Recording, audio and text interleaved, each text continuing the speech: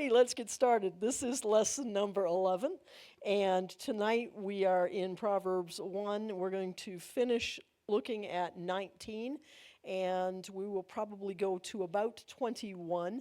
We're actually going to be in 20 to 23 for probably a couple of weeks. There is a ton in those verses, but I wanted to go and wrap up bad company, wrap up the concept that we were developing out of verse 19. And so tonight is wrapping up bad company and meeting Lady Wisdom, because that's the next part. So we're going to look at those things. And so bad company versus Lady Wisdom, because we've been hanging out for the last 3 weeks with bad company. Well, hopefully you haven't been hanging out with bad company. Hopefully what I've been teaching has made you go, maybe I shouldn't hang out with this crowd. And then tonight we're also going to meet who Lady Wisdom is and begin to develop that concept. So this was the last verse that we were looking at. So are the ways of everyone who is greedy for gain, and it takes away the life of its owner. And so we had begun to talk about that. We had looked at the word so, and that's just a standard word. You'll see that one over and over again. Thus, so, therefore, rightly, surely. And then we had looked at are the ways, and we had pointed out the fact that this word, orak, is different than the word direct, which both mean path, both have that kind of concept. But this one in particular is more than just the single, this path. This is the pattern of conduct. So now we're not just talking about an occasional excursion down the wrong path. We're now talking about this is the general path we're always on. So so are the ways, and the concept is really this whole concept out of Proverbs right now is building this theology of decision making on contrasting paths. So we're able to see, and we're going to see this all through the entire book, where one thing is compared to another, and one is called the path of wisdom, and one is called the path of folly. And we're going to see this over and over again, and of course, it should point out to us that those two paths are always presented to us, and given that we go to this church, we should have a pretty good understanding that to bounce back and forth between the paths is double-minded. To stay on God's path is single-minded. I also want you to understand that to stay on the wrong path is single-minded. So you can be single-minded to the wrong thing.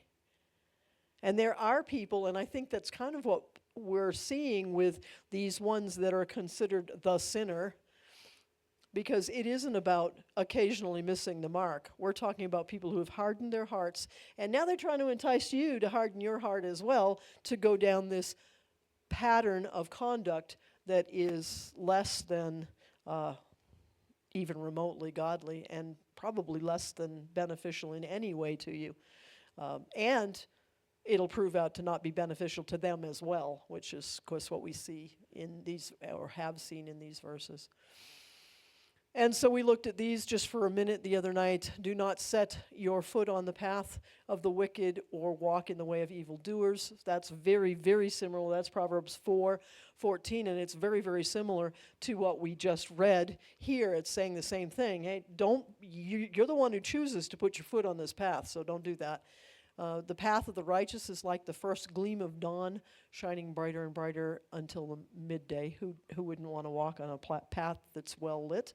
So that's Proverbs 4:18. And then the path of the upright is a highway, Proverbs 15:19. And all three of those verses use this word orak, not the word direct. So that's why I put those in there. And we're going to, of course, visit those again. And then we looked at this word. We've seen this word before. It's translated in this verse of everyone, but it's all, every, whole, entire, total. So they're looking at everyone who, like every one of these people that are this pattern are like this. That's what it's saying. So it's don't think, oh, you found the one good one in the bunch. If this is where they're at, this is where they're at. So, and then we began to look at this concept. Okay, so who is greedy? And we said that the word greedy meant to cut off, break off, gain by violence, gain unjustly, to covet. So it was this image of cutting something off, but it was cutting it off to seize it for yourself. So that was the idea of greedy. It wasn't just to do something bad. It was to do something bad so you gain something from it. And then Proverbs 15:27 intensifies the warning. He who is greedy for unjust gain troubles his household. So that can, that's more than just a gang member here. I mean, this is talking about anybody whose focus ends up being so much on gaining something for themselves that they end up hurting others. When I was looking at that, I was thinking about how a narcissist behaves. Because that type of a person they're not just getting something for themselves, they're getting something for themselves at the expense of whomever else that they're with. That's part of that behavior. And of course, anytime you call them on it, the problem is yours. The problem is those. Well, you just don't understand me. You just don't. You're trying to get everything away from me. So it always rolls back into that. So that's kind of that unjust gain and troubling your own house.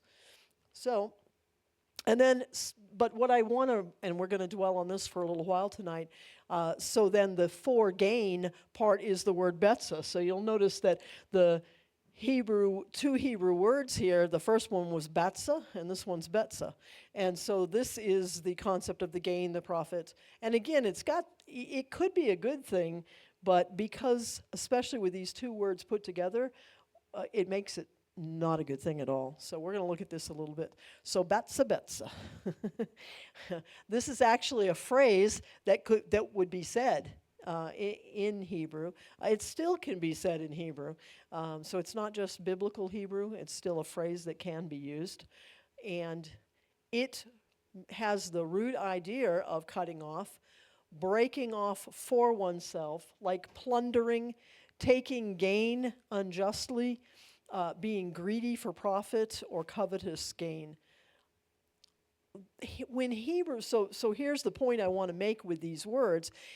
First of all, it kind of sounds funny, and sometimes in Hebrew, there are Hebrew words that are very, they're either a play on a sound.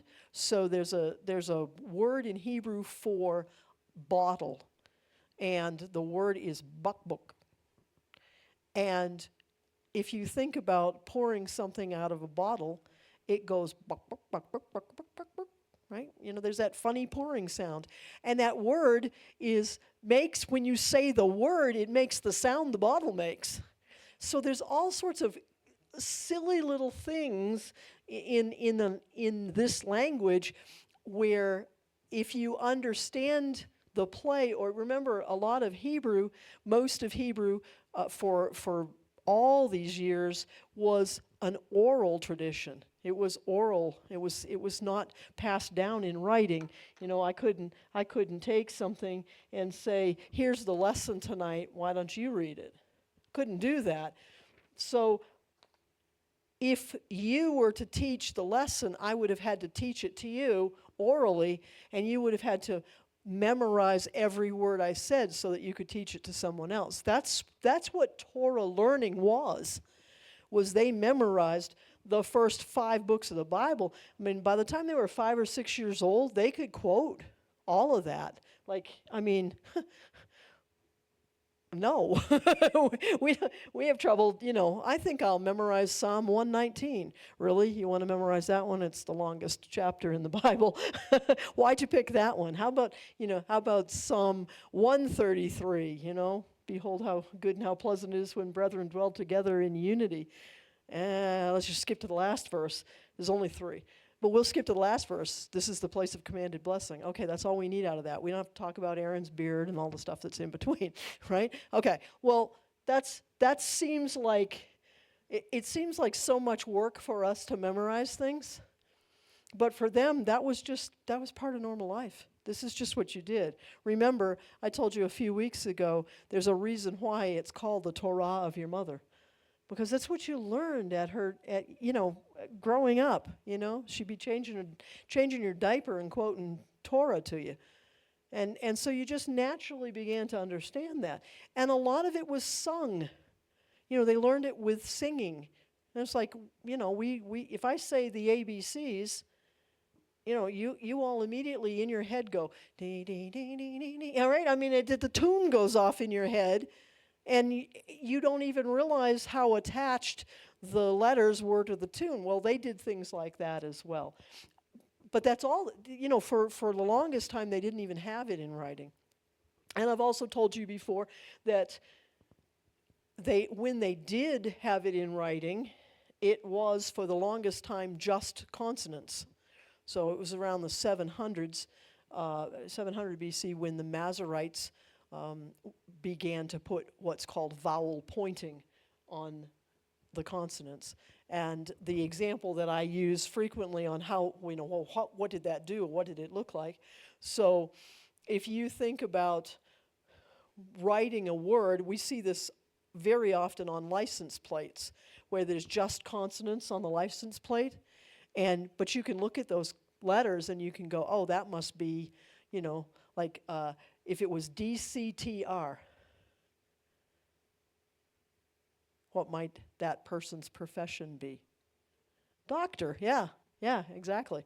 So, and I always use me as an example of how much it was important to put vowels in, because my last name is Duval. So if I just put the letters D, V, L on my car, there you go. Yep. And I've had people tell me that I'm the devil in their lives, so maybe that's why. Because if you substitute the letters E and I in there for the U and the A, there's a difference between Duval and devil. Although I know there are people who don't really think there is a difference, so that's okay. But you can see that's one of those vivid points for why they did what they did.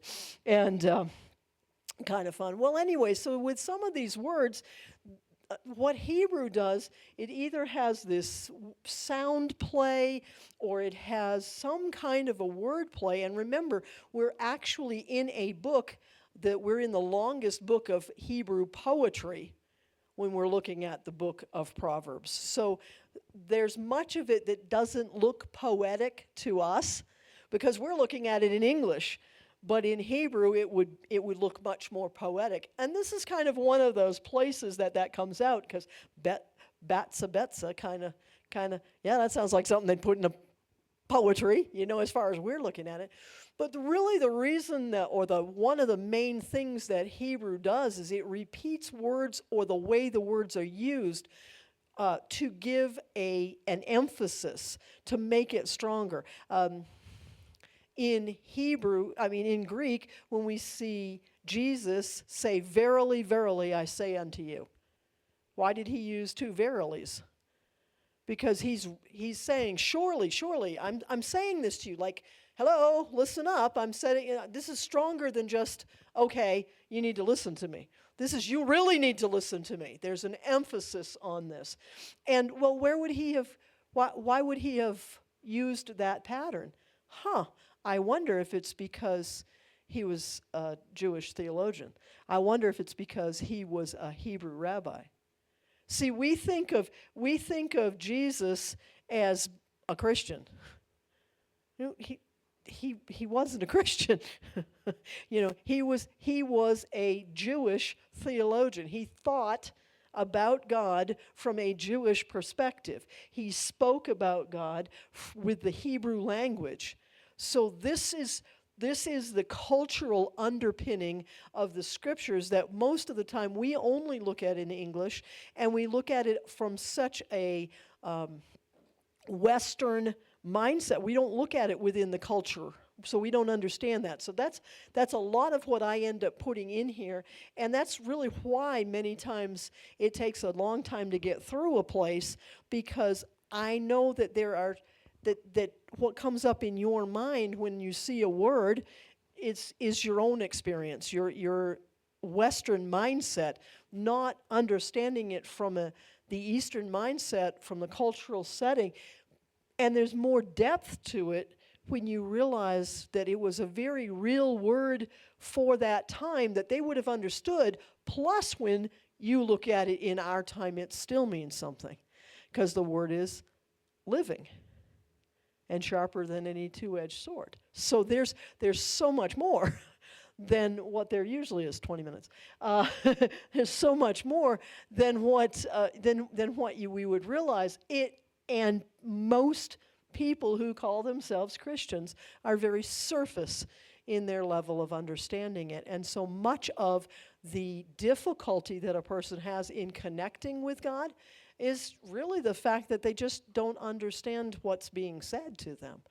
They think they do, and the more you know, the more you know you don't know, and you just keep digging, and it's a wonderful thing. So it's this word, betsa, or these two words put together like this, emphasizes it. So it's like greed.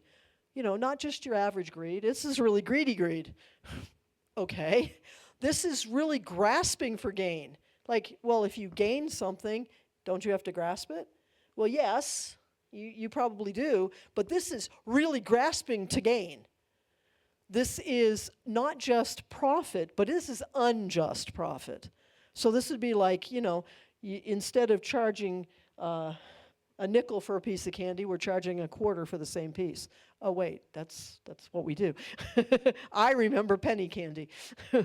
And a quarter bought you a whole bag that you brought home. And now the smaller pieces than what we had then cost a whole lot more.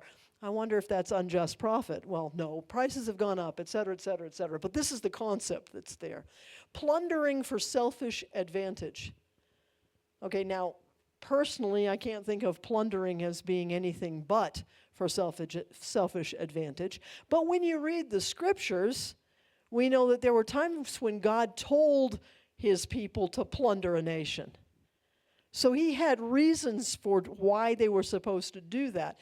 This is not a concept we get. I know Trayton and I have had this conversation before, because there's a lot of things that God told his people to do that was appropriate then, but boy, they're not appropriate now. And again, that's one of those places that we struggle going, is the God of the New Testament a different God than the God of the Old Testament? Because it sure seems to behave differently.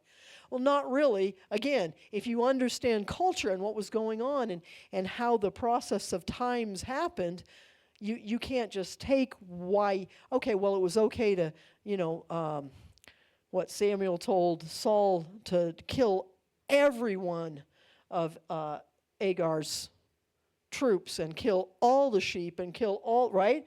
And then Saul was in trouble because he didn't do what he was told.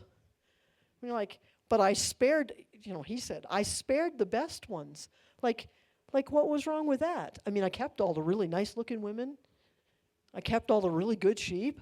Like what was wrong with that? Well, what was wrong with it was not what God had said to do, and he had a reason that played out down the road, because the attraction and the problems with those people were because they weren't annihilated completely. So there was problems all the way along. I wonder if that's not a little bit about what's going on here when we're looking at this path, and the Father is really saying one step on this path is one step too many. And we're like, oh, it couldn't be that bad. Okay? But one step leads to the next step. And that's what God was trying to show his people back then. You do what I say. There's a reason for why I say it. And you're not always going to understand. And it isn't always about understanding, but it is always about trusting. Always trust me. So, and then another word here is a person consumed with covetous gain. So the person is driven by profit at any cost. They harm others to enrich themselves. And in the end, that greed actually destroys the greedy person. So this is this concept that's in this phrase. So betsa is not merely money love. It is a heart condition. Wanting increase without righteousness, taking what God did not give, seeking reward without covenant integrity, and valuing gain above life, justice, and wisdom. So here's the thing with this. We think, and we've heard that scripture, well, the love of money is the root of all evil. Okay? Then another thing we've heard is that Jewish people are money-loving people, and that's something wrong. Okay? And then we further that into, well, business people couldn't possibly be godly because they're in it for the profit. All right? Now, that's a bad extension. Okay? And it's bad from the beginning on. Because, and I love this example. Somebody had taught me this. They shared, a mentor had shared with me this story. And they were wanting to understand prosperity. And there's this teacher who was somebody that they really felt like they could glean from. And so they heard about them going to be at a particular event, and they spent their money to go to this event. They were really excited to go. And, they're sitting there, they're ready to listen to this person. And this little old man, and by then he was a little old man, but he comes out on the stage, and he's very dignified and, well put together, and you can, he's somebody that you really think, wow, I should listen to this person. And he gets up there, and he reaches in his pocket, and he takes out a wad of cash, and he kind of, spreads it like you do a deck of cards, so everybody can see. And then he takes this wad of cash, and he goes, mwah, mwah, mwah, mwah, mwah, mwah. Ooh, I love this money.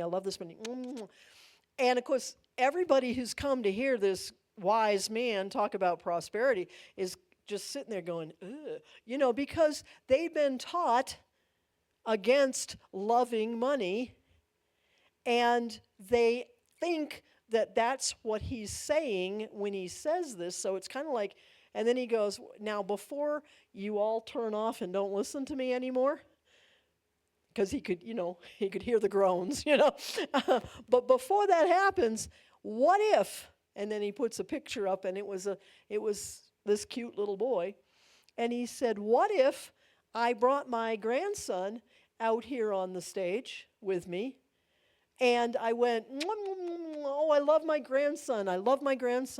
Would you have had a problem with that? And he said, here's the thing that you don't get in your thinking. Your mindset concerning money does not have within it the concept that my ability to have this money helps me to be able to demonstrate ways in which I love my grandson. I can take him places. I can buy him things. So I love what this does for me, and I'm not resistant to it coming to me because I'm going to bless others with it. But if you have a mindset that goes, oh, that stuff is stinky and yucky and I shouldn't love it because somebody told you the love of money is the root of all evil, then they didn't really teach you this point. Because betza is the concept of having a heart condition where you want increase without righteousness, where you want to take what God didn't really give you, and you're seeking something without the covenant relationship of it. That's why God in Deuteronomy says to his people, when you've come into the land, when you have houses and lands, when you have all your needs met, don't forget that it is I who have given you the power to gain wealth, that I might establish my covenant. See, that's this concept there. You can't value gaining more than life or justice or wisdom, but there is a relationship with gain that's positive. And I dare say many Christian people think that poverty is next to godliness, and that is not anywhere in the scriptures. So I think there's things we have to adjust our thinking. In fact, if you put off your God things for your gain things, you're probably out of perspective on it. So, well, I'm too tired now to go to church because I worked all day. Says lots of people quite often. So, who gives you your job? Who gives you your money? And is it because of the way you stress out over the job that you're too tired? See, because most of it's mental. It isn't really about the physical aspect. So these are things, and that's oversimplifying it. I realize that. Again, that's another place, keep those cards and letters coming. I'm sure that'll irritate somebody. Because I know it's an oversimplification, but we need to realize that there's more. Our relationship with prosperity flows from God. It's not, that's where we're supposed to get it from, but there's much of religion that has told us, oh, no, don't go there. Don't be a greedy person. But greedy isn't trying to gain more so that you can help others. Greedy is, I'm going to get what I can, I'm going to can what I get, and then I'm going to guard my can. That's greed. That's greed. And many people do it that way. Many Christian people do it that way. And I can tell you how I know that. They will not open their wallet in church. And they think that all that pastor wants is their money. That tells me they don't understand the value of tithing, they don't understand the value of giving, and they don't understand the purpose for which they have been blessed. Because you are blessed to be a blessing. And that includes keeping the house of God working. Got to keep the lights on, got to keep the doors open, and we all should share in that responsibility. It's also kind of nice if you keep the pastors fed. I mean, we do a job. I know some people ask, what do you do all week? I'm not saying you did it for that purpose. But you see what I mean? Do you think that I earned my wages based on what I told you? Since I don't get paid, you bet I earned my wages. Do you see what I'm saying? It's like we get this idea, well, they don't do anything all week. They just get up there once a week. And no, I know you weren't. That was a perfect example, though, because I listed off for you all the things I did in the week, and you're like, oh, my word, you're busy. Yeah, and every one of those things has to be done every week, whether I feel like it or not.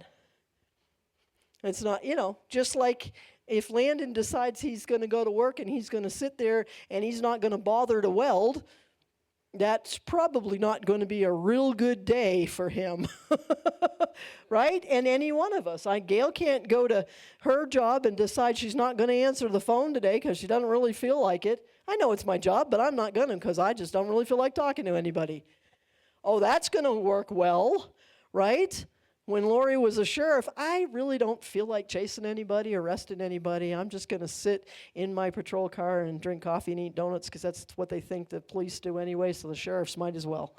Right? I mean, so you get what I'm saying. See, perspective on things is like, no, why aren't we as invested in the house of the Lord and the people who operate the house of the Lord as we are in anything else that we do? Because I can guarantee you I'm that invested, so's Pastor Brad. So, I know where we're at. And are there people who take advantage of that? Yes, of course there are. Because there is in every profession. Are there bad cops? Yes. Are there bad welders? Yes. Are there bad teachers? Yes. Okay, so it doesn't matter what, are there bad students? Yes, because that's your job right now. I mean, when you stop and think about it, everything that we do, whatever your hand finds to do, do it as unto the Lord, is what Scripture says. So that means you operate in integrity, and you're blessed to be a blessing no matter what it is that you do. Anyway, that was all free. I didn't plan on saying any of that.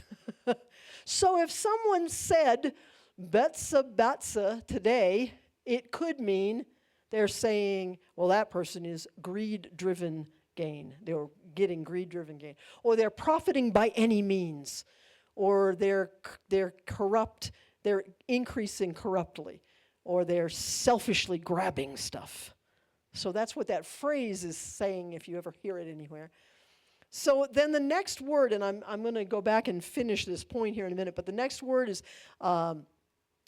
it's this concept of taking away, and that greed that we just said takes away the life, nephesh, the soul of the owner. So that was the end of the verse, and I had looked at those for a few minutes. So here's what's in what we've looked at up 18 or 15 through 19, or even maybe 11 to 19. The first step matters. The first step matters. Second, sin blinds. So it's really easy to think that it doesn't matter, that you're not blinded by a situation, that you can just do whatever. When it says keep your foot from the path, the first step matters. When it says that they can't, like when it pointed out the bird, the bird was smart enough to not fall in the trap, but sin blinds you to the point where you can't see the net's already spread right there in front of you. The third, greed is deadly, and that's what we're just looking at. Greed is not a clever thing. Greed is something that brings you into a place of destruction. And then choices become paths. So one decision follows into or goes into another decision, which goes into another decision. You keep going down this path of decisions, and as you keep going down this, it becomes a direction. So this foot going forward has already set me in this direction. And in order to move from this, I have to bring the next foot forward. I can't take this foot and put it that way without taking another step forward. So I'm in this direction. And if I do that too many times, I'm quite a ways down the road in that direction before I can make the pivot to go back the other way. You can't go one way with one foot and the other with the other foot. You can't do that. I mean, if you're a ballerina, you can at least stand there like that, but we can't, most of us can't do that. So understanding that the choice, one decision becomes a direction, and then if you keep on the direction, it becomes a destiny. Because you really are on the path to somewhere. And the problem many times is most of us don't really think we're on the path to anywhere. And we kind of feel like we're aimless, but the path to nowhere is a path to somewhere. So you may think you're going nowhere and don't really know, but that becomes a destination. Oh, well, I guess I'm just destined to do nothing the rest of my life. I guess I'm just destined to be a no one. See, that became a destination. See, we don't think about these things deep enough to get there. So choices become our path, and that path will take us in a direction that will become destiny. Well, we want to be on the path that God has for us because He says, I know the plan or the path I have for you, a plan for good and not for evil, to give you a future and an expected end. See, one of the ways we see that translated is it's a path and it's a plan and for good and not for evil, to give you a future and a hope. But instead, if you put another definition in there that's for that same word, it's an expected end. Who expects that end? He does. His path, His plan. If we'll walk it, He has an expected end for us. There's a destination. Expected end is another word for destination. So that's kind of cool. I want His destination to be my destiny, not nowhere to be my destination. So here's the other thing that we see here. Temptation is exposed when you start looking at this. And I put in the parentheses up there, in any generation. So this is where what's being said then, and the imagery and all of that there, and the words and all of that, this is where it comes over, and it works in this generation too. So come with us. Okay, remember back in the, what was it, verse 14, I think it said, oh, come with us. Okay, that's the pressure to conform. Anybody have that in their life? I mean, if you're in school, there's always somebody saying, oh, come with us. It's pressure to conform. Oh, come on, everybody vapes. You should vape too. Really? Maybe not. Why start that? I mean, if you're doing it now, for whatever reason, you're doing it. But don't start down that path if you're not on it. It's not good for you. I mean, it really isn't. So anything like that, it's peer pressure, okay? You got to really think about that. How about, come with us, we'll get easy gain. Like, okay, there's the shortcuts. Anybody ever been tempted to take a shortcut?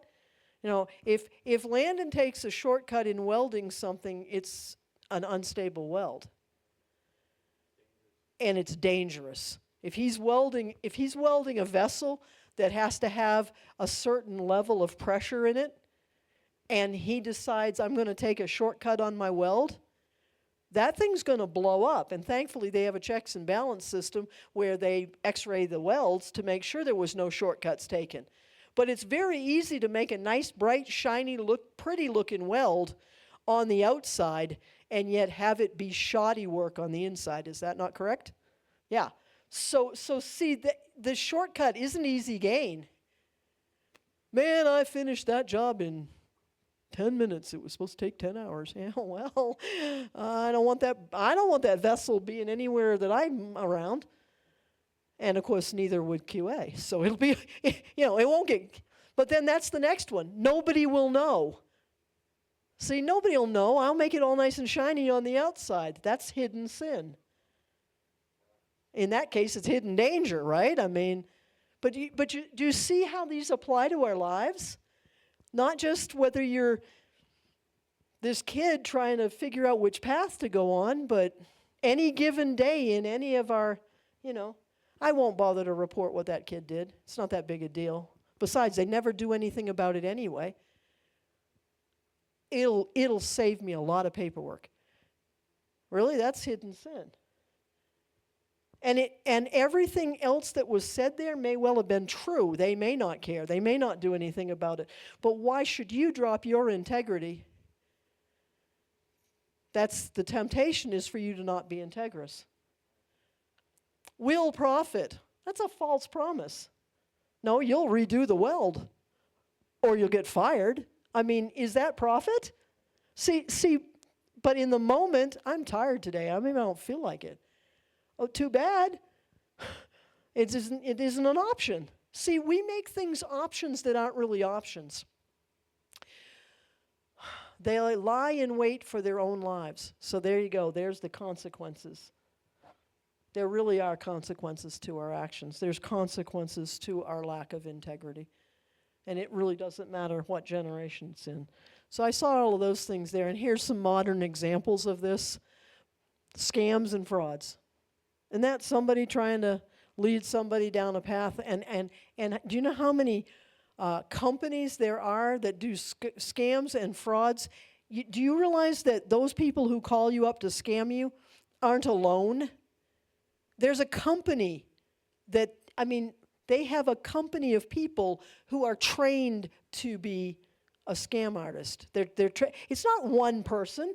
There are hundreds and hundreds of them. I mean, there's whole companies that they've got they sound good on the outside, but their whole purpose, I mean, I was watching some movie, and it was about that, and I'm like, oh, boy, that made it real clear. I mean, somewhere there is a call center that has all scammers who are trained to scam you when you answer the phone.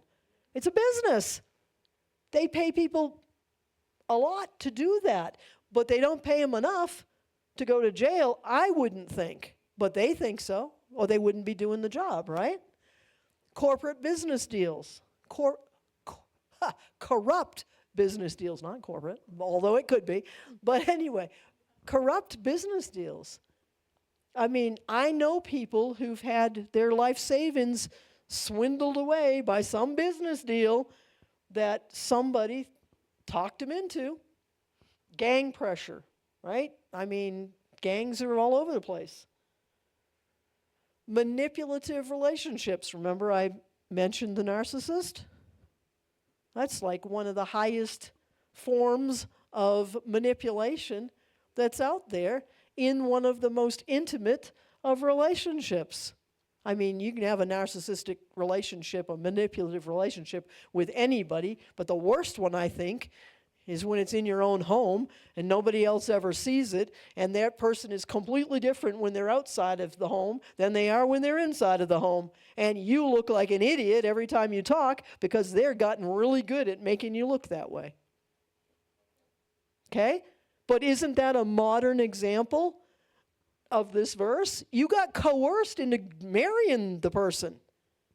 I mean, honestly, I don't know of any person who has married a narcissist that does not say, you know, somewhere, they were so nice before we got married, but somewhere along the line, I had this internal feeling like I really shouldn't do it, but I did it anyway. Well, first step down the aisle led to, right? I mean, don't go, so there's another one. Exploiting others for money. You know, when you look at something like, or what is it when the Facebook thing, when they do not a Cash App, but you know, they'll do a call for money on Facebook. GoFundMe, that's it, thank you. When they do a GoFundMe, I mean, how many of you look at that GoFundMe and go, I wonder if this is legit? Like, yeah, I mean, because we know that's a modern example of a place that could be. Man, it's gotten so hard to ask legitimately if you need something because there's so many people who ask illegitimately for something. We aren't people that can be trusted according to our word anymore. And now it's gotten to the point where you can't necessarily, I mean, can't trust the media, can't trust leaders, right? And that's on here too. Dishonest ministry or leadership for profit. That's why people go, oh, that pastor just wants my money. Because they've been in situations where that was true. But that you've got to know the people you're with. And don't just assume because there's an offering plate that means that they're dishonest and trying to get your money. No, we would like to be able to provide more for you, but you have to invest in that more, just like we invest in that more. So it's not a bad thing, but, you know, pastor will say, I want you to teach on offering this week, you know, and I'm like, I can't. How many different ways can I say it without them throwing tomatoes at me thinking I'm just trying to get in their pocketbook? Because that isn't it. I want you blessed. So there's that. And then addiction circles. So, hey, I got some really good stuff. You want to come over? But I'm going to take your money when you do. How come we're more apt to buy into that than we are to put money in the offering plate? Yeah, ouch. Yeah, that is an ouch, isn't it? Because it's like we'll trust something that has bad motive, and we'll look at something that has good motive, and we'll find something wrong with what has good motive. And I'm not saying that there aren't people who get out there and go overboard on things. Sure there are, because humans are humans. But we're more trusting of something that's going to do something bad for us than we are of something that's doing something good for us. We'd rather invest in that. Okay, well, I don't know. That's not me, but so these are the concepts that are here in this phrase, Batsa Betsa. That was verse 19. Told you. So now we're going to begin the path down wisdom's way. And I wanted to do a visual because it is a path. Wisdom is a path. Folly is a path. Next week I'll show you, I have a graphic that I'll show you next week that actually shows you some signposts on the way to folly and some signposts on the way to wisdom. But if you saw a sign that said wisdom's way, and you saw this other path that didn't really have a sign on it, wouldn't you be remotely curious about, I wonder what's down wisdom's way? This is no name brand over here. I can't tell at all what that one is, but this one says wisdom. Maybe I should go down that path for a while. So this next section of Scripture, is Lady Wisdom asking you to walk down her path. Wisdom calls aloud outside. She raises her voice in the open squares. She cries out in the chief concourses. At the openings of the gates in the city, she speaks her words.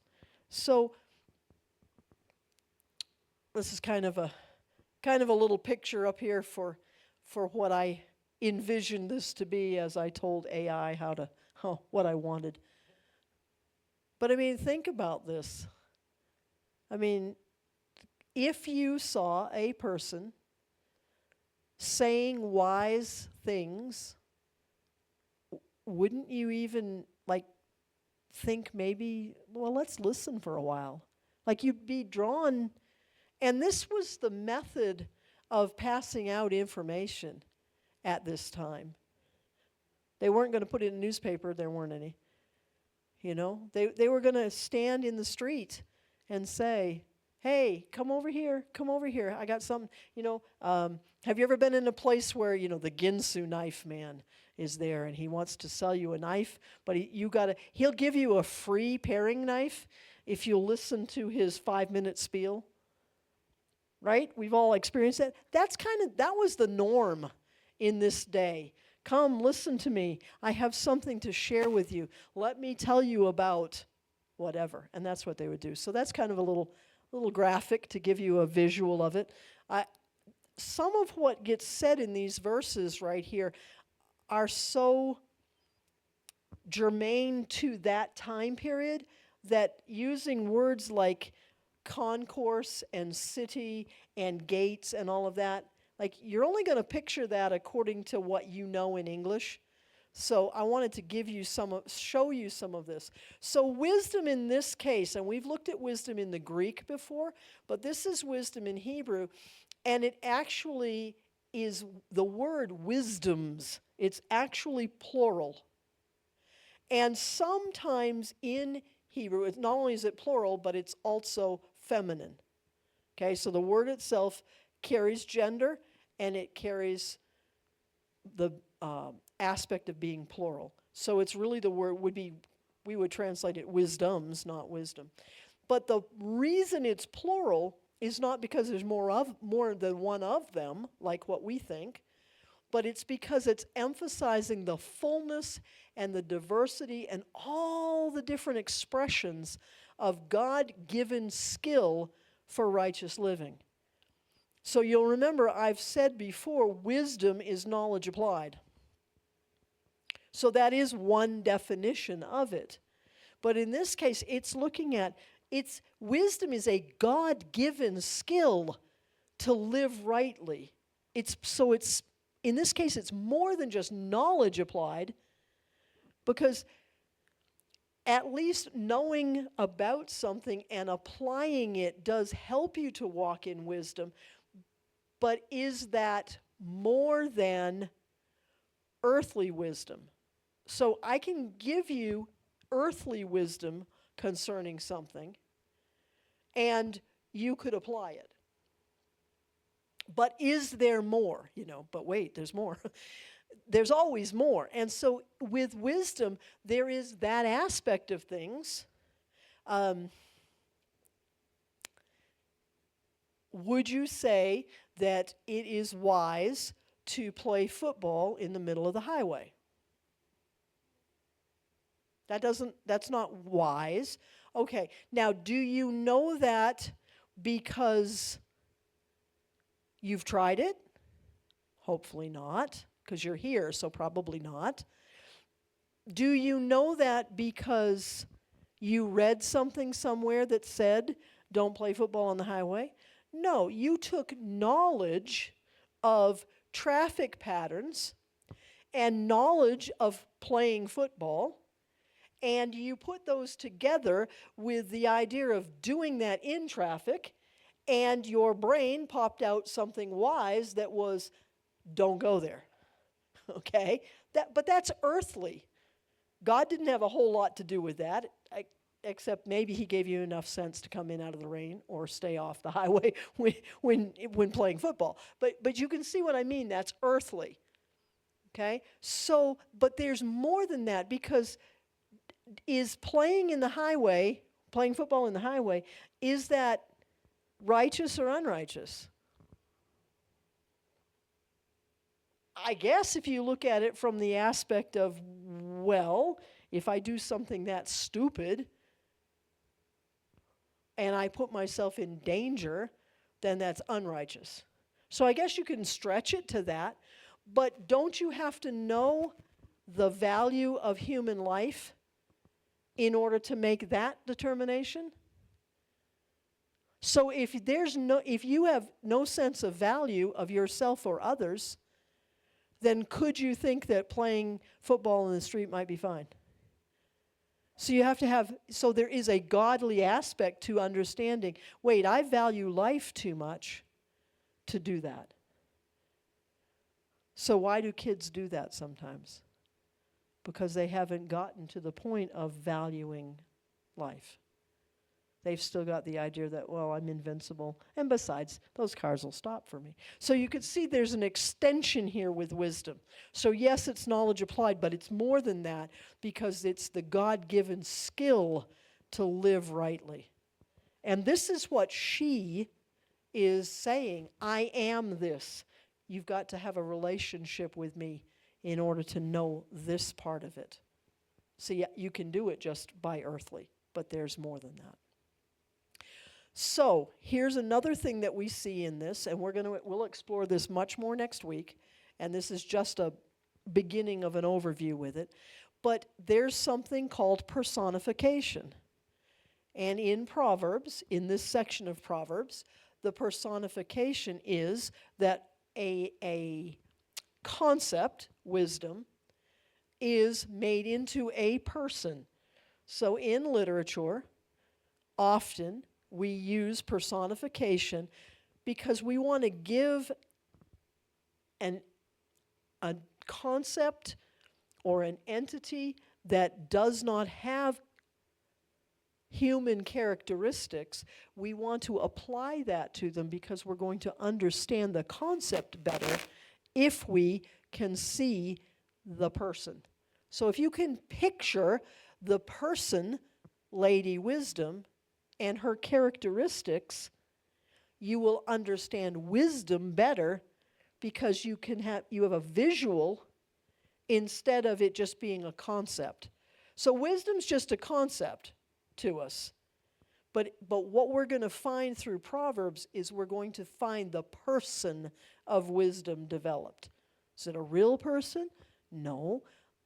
But we will also explore where they have made this to be Jesus and why that's a concept in theology. So we'll look at that down the road here too.